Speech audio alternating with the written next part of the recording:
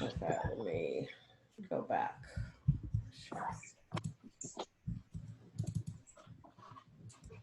Okay, see the screen, yeah? Sentence,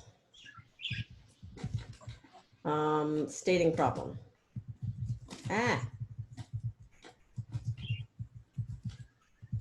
Which is, separating mouse calls, detecting. You can say detecting, right? Detecting mouse calls in gigabytes of data, right? That are collected by a state, like a, typical lab. Should we have that in the section about the general significance, or should we have that in the procedure? I think right here in the general significance, because the idea is that you're saying, lots of neuropsychiatric diseases are associated with social deficits. Mice, we think, communicate with these ultrasonic things. We use ultrasonic vocalizations to assess the, mouse models of these diseases. Yeah. And then next, the big problem here for labs, right, is X. Okay. Yeah. And then, and here you want to, use these algorithms to measure performance. That's not quite right. You want to say, Nick, you said something about, I put a bunch of script in the Google Doc. I don't know where that is, but I could look for it. But you want to say, like, basically that they're not measuring performance, right? It's separating mouse call from not mouse call, right? Okay. Right. So you could say that instead of that, not measuring, so separating mouse calls from non-mouse calls, or, non-mouse signal, whatever you want to say, right? The modern, whatever. And that the gold standard is the analysis by eye, blah, blah, blah, blah. Okay. Here, I still think you need that other slot, that other graph that tells what a spectrogram is. So just be careful, Jackson, when you talk about this is the sound pressure envelope, right? Or the loudness envelope. You can just say loudness envelope. Up here, down here is a spectrogram. This whole thing is not a spectrogram, right? These are not spectrograms. This is the spectrogram. That's why I think you could just spend like literally 3 seconds on that other, what slide I'm talking about? Yeah, I'm sorry. No, yeah, I would put that right up here somewhere, like, You could get rid of the video there and then just replace it with the image of the other thing, and then just have the person pull up video. Yeah, because it's probably not even going to play. I mean, I think it might play depending, but like, who knows, right? You know what I'm saying, right? Yeah. So you could tell her that you want her to just pull up the video separately and have the spectrogram thing right here, and then point out. And one thing you can do, the good thing about having it play in the thing, if it will, is that you could, with your pointer, with your mouse, as you're doing this, you could point at the things, right? So this is the fall, this is the 2 squeaks, then you could point at them. When it's going slowly, you could point at these different things, and the people will be like, oh, I see, there's different. Well, isn't going to have the PowerPoint, so we can't exactly do you're not, so we can't. If it was on Zoom, we could annotate it. Yeah. Sucks. Okay. Yeah, I guess you can't do that. But you should say, Jackson, you should say here that, what you're seeing, each individual thing that you hear on this, you see it in this spectrogram. I make sure they understand that. Do you see what I'm saying? Okay. All right. The bottom is the spectrogram. The top one, that's just a plot. That's the loudness envelope. That is a loudness envelope. Yeah. But it corresponds to each thing you see on there, right? Yes. It's like same time, right? Yeah. So, let's see. What was I saying? Okay. Put spectrogram explainer plot on, and then make sure people know that the individual calls in the video are on the plot. Yeah, in the spectrogram. Like, look at, you know what I mean? I can't spell Yeah. that honestly. Okay. So it's like one-to-one with each other. Absolutely, yeah. Okay. Okay.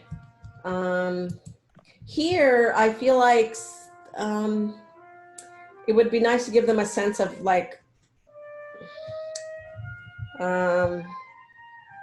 Jacob's, maybe yours should go first because, you can say here, you can say that, we have terabytes of by eye, by eye checked data, right? Segmented data. And segmented here means, making sure, that everything you're saying is a mouse call is a mouse call, right? Huh. Segmented data from years of research.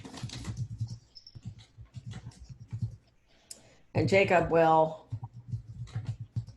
go through this.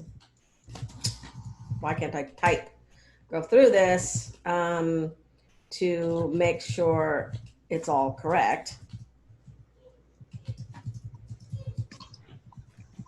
Right?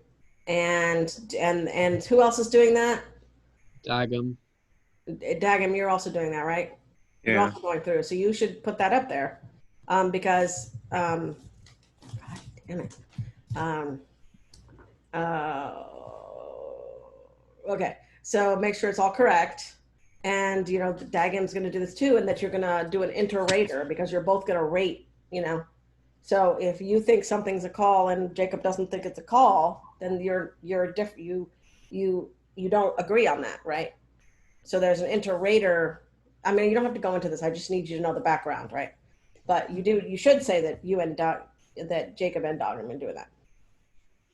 I keep saying Dagam. Is it Dagam or Dagam? I should know this after all this time. It's Dagum. Dagam. Okay. See, I just can't get it in my head. All right.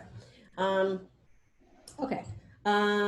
So you guys should make it clear that you're both doing this because the inter-rater thing is not that I don't know if anyone's going to be paying that close enough attention to even be confused by that. I don't know. Right. But possibly. All right. Got that? You might want to put that stuff first. Okay. Because, even though we're all doing this in parallel, right? Just sequentially, the project kind of seems like make sure all the data you're going to use is good and that you have a gold standard for everything. And it's a robust gold standard. Then push it all through the codes, right? Like Jackson's part of the project. Right? And then Dagam and Nick are analyzing it, the results of this push through. Do you see what I mean? So it might be good to sort of order them in that way, even though it all is happening in parallel, really, right? You know what I mean? All right. Yes? Yep. Okay. So do that. So we order it so that it's Jacob and Dagam first, and then me and Nick. Yeah. And did we mention this other stuff? When we go back up here to procedure for a minute, make sure they understand that again, this doesn't measure performance, right? You want to change that. I'm gonna change that. So and that these are the codes that were, and this algorithm based on supervised learning, like kind of these are all kind of like that, but well. I mean, that's what was there. I mean, Yeah, no, I know. I'm being a little bit nitpicky. Yeah, it's true that Deep Squeak and MovePad are probably both unsupervised learning. So fine. So just FYI, those are both probably called unsupervised learning. Do you guys know the difference between supervised and unsupervised? Because some, geeky faculty member might ask you that, right? Not by definition, but Okay. Let me ask you a question. If you have little brothers or sisters or have ever been around little kids, what do you think they're doing when they're learning language? Is someone sitting down with them and pointing at all objects and saying, ball, carrot? it's unsupervised. Yeah, well, okay, so some of it's supervised though, right? Because they are saying like, the person is saying to them, carrot and pointing at a carrot, right? Right. So in some sense that's supervised, but they also learn in an unsupervised way, meaning that they just hear people talking. And no one's sitting down and explaining to them that, this conversation they're hearing is explaining something about cooking carrots and then eating them and then putting them in a salad or whatever, right? Like when you accidentally teach your baby cousin a curse word. Exactly. Yes. So, that's unsupervised. They're picking up from context how to use that. I mean, there's a great story about that when Finn was like 3. And my husband is like one of the worst people to be in a car with because he curses out every driver like all the time. And we were driving down the street and Finn was in the back in his baby seat. He must have been less than 3. And somebody cut off my husband. And Finn said, "What a jerk." You know? I doubt he would know what that is, but he knew when to use it. So fully like unsupervised learning, so because he had to observe the world and know that event would cause someone to call somebody else a jerk, like it's no one explained that to him, right? So that's unsupervised learning. Now in this context, supervised learning usually means that you would have, say, imagine that you had a bunch of mouse calls that you knew by eye were definitely mouse calls, right? Definitely mouse. You would feed that into to the supervised learning algorithm. And it would be like, oh, I know, that's a mouse call. And then it would look at data it's never seen before and be like, well, because of I know what these look like, this must be mouse call. See what I'm saying?